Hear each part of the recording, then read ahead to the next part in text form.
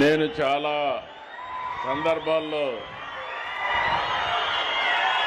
కర్నూలుకు వచ్చాను, ఆలూరుకు వచ్చాను, ఆస్పరికి వచ్చాను. కానీ నేను ఎప్పుడూ చూడని ఉత్సాహం మీలో చూస్తున్నా. ఎంతో అభిమానంతో పెద్ద ఎత్తున వచ్చారు, ఒక నమ్మకాన్ని పెట్టుకున్నారు.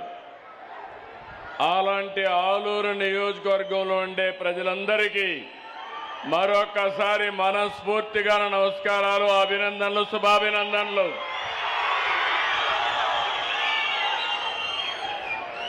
వేదిక పైనున్న సహచర మంత్రివర్గ సభ్యులు, వైద్య ఆరోగ్య శాఖ మంత్రి సత్యకుమార్ యాదవ్ గారు, ఇండస్ట్రీస్ మంత్రి భరత్ గారు,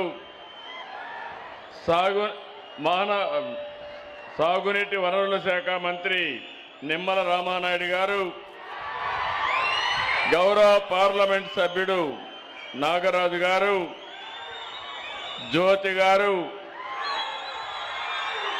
జిల్లా కలెక్టర్ సిరి గారు, వైద్య ఆరోగ్య శాఖ సెక్రటరీ వీరపండిని గారు, అదే మరి నా పక్కనే ఇద్దరు బెనిఫిషరీస్ కూర్చున్నారు, కవిత గారు, రంగమ్మ గారు. ఈరోజు మీరందరినీ చూస్తున్నా. నేను వచ్చింది నిన్నే మీరు చూశారు. రంపచోడవరంలో తల్లికి వందనం చెప్పిన మాట ప్రకారం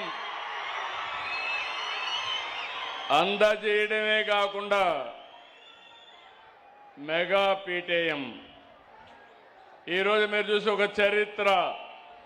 నేను ఒకటే ఆలోచిస్తున్నాను, భవిష్యత్తులో మన పిల్లలకు ఇవ్వాల్సిందే ఆస్తి కాదు, చదువు ఇస్తే పిల్లలు ఈ ప్రపంచాన్ని జయించే శక్తి, తెలివితేటలు వస్తాయని మీరందరికీ విజ్ఞప్తి చేస్తున్నాను.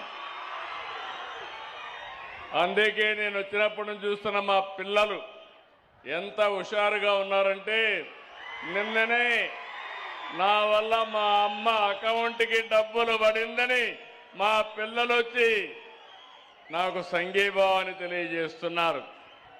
ఇది ఒక వినూత్నమైన అనుభవం.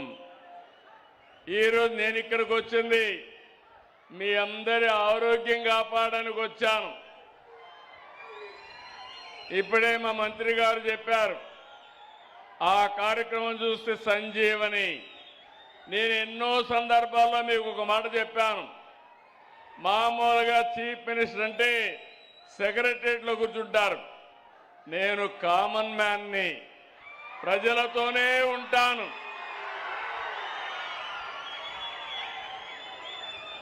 ఎప్పుడు కూడా మీతో వచ్చి మీ ఉత్సాహం చూసినప్పుడు మాకు వచ్చే కిక్కే వేరు. ఎక్కడ లేని హుషారు వస్తుంది, మంచి చెడులు అర్థమవుతాయి, ఇంకో పక్క సమస్యలు పరిష్కారం చేస్తాం. నేను ఎప్పుడూ ఆలోచించేది, ప్రజా సమస్యలు పరిష్కారం చేస్తూనే మీ భవిష్యత్తు కోసం మంచి ప్రజా పాలసీలు కూడా తీసుకురావాల్సిన అవసరం ఉంది. ఇంత మునుపు కూడా నేను ముఖ్యమంత్రిగా ఉండి అనేక కార్యక్రమాలు చేశాను. కానీ ఈసారి మాత్రం 4 కార్యక్రమాలు ప్రత్యేకంగా చేస్తున్నాను. మొదటి తారీఖు వస్తే నాకు గుర్తొచ్చేది మా పేదవాళ్లే గుర్తొస్తారు. నేను ఒక్కడే గుర్తుపెట్టుకుంటే లాభం లేదు. రాష్ట్రంలో ఉండే ప్రభుత్వ యంత్రాంగాన్ని, ప్రజాప్రతినిధుల్ని మీ దగ్గరికి పంపించాలి. మీ కష్టాలు నేరుగా చూడాలి, మీకు సహాయం చేయాలి. అప్పుడే ఒక తృప్తి ఉంటుంది.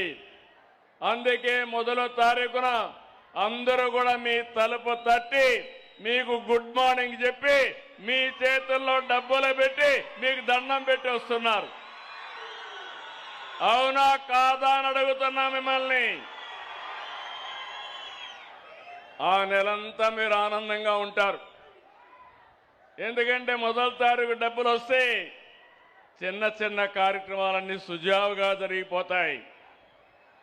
దేశంలో ఎక్కడా ఇవ్వడం లేదు.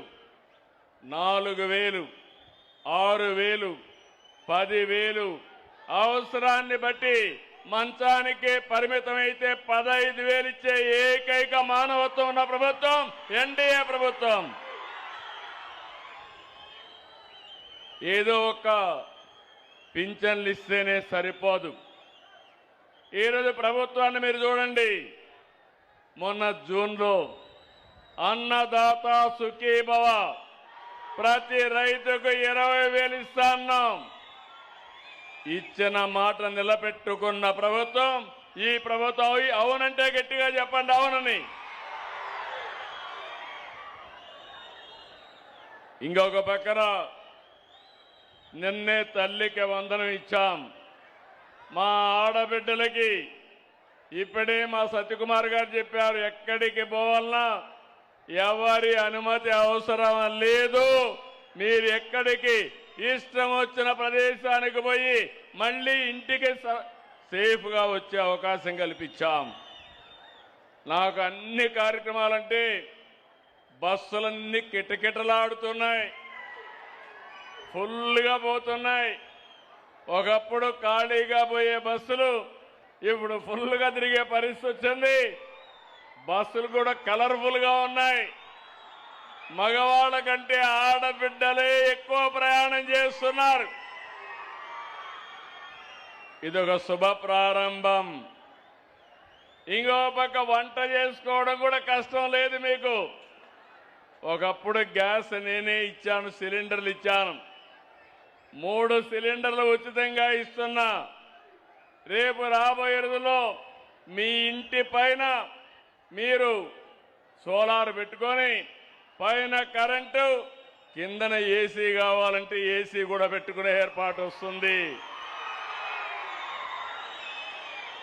ఇంకో పక్కన గ్యాస్ కూడా అవసరం లేదు.